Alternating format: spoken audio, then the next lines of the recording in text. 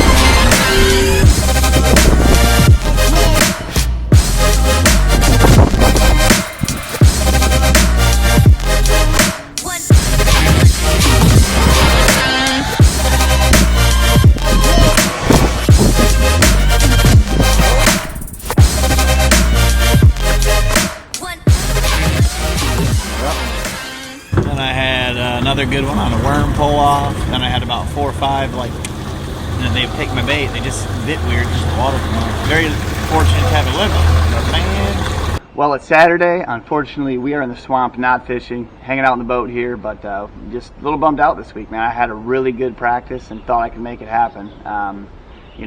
With the injury going on, if you'd told me 2 weeks ago that I'd averaged 35th place in these 2 events, I would have said, where do I sign?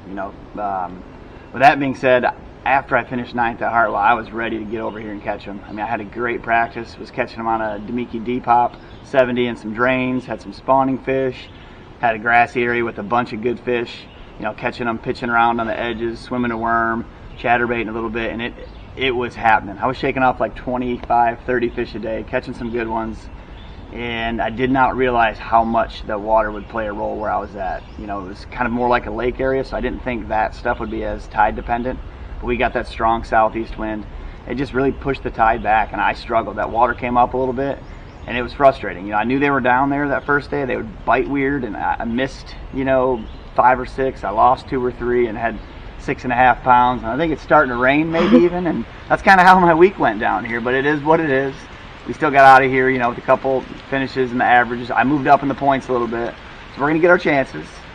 And we are not going to get rained on all year. Eventually, the sun will shine, and I'm going to come out crushing them, healthy. We're going to Lake Fork next.